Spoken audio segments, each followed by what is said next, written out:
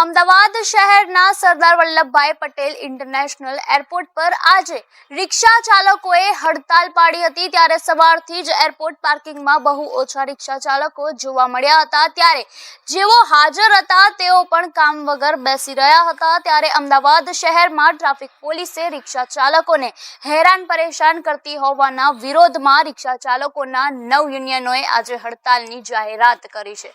ત્યારે અમદાવાદ શહેરમાં અંદાજિત 2 લાખ જેટલી રિક્ષાઓ દોડે છે। ત્યારે આજે હડતાલના પગલે 80% રિક્ષાઓ બંધ રહી હોવાના રિક્ષા ચાલક યુનિયને દાવો કર્યો છે। ત્યારે વિદ્યાર્થીઓ અને દર્દીઓને કોઈ તકલીફ ન પડે તે માટે સ્કૂલ વર્દી અને હોસ્પિટલની રિક્ષાઓ ચાલુ રાખવામાં આવી છે। ત્યારે આજે હડતાલના પગલે એકલ દોકલ રિક્ષાઓ જ જોવા મળી હતી। ત્યારે રિક્ષાની હડતાલના પગલે લોકો એએમટીએસ અને બીઆરટીએસ બસમાં મુસાફરી કરતા જોવા મળી રહ્યા છે। ત્યારે આપનું આ અંગે શું કહેવું છે અમને કમેન્ટ બોક્સમાં આપના મંતવ્યો જરૂરથી જણાવજો અને આવા વધુ અપડેટ માટે જોડાયેલા રહો નવજીવન ન્યૂઝ સાથે।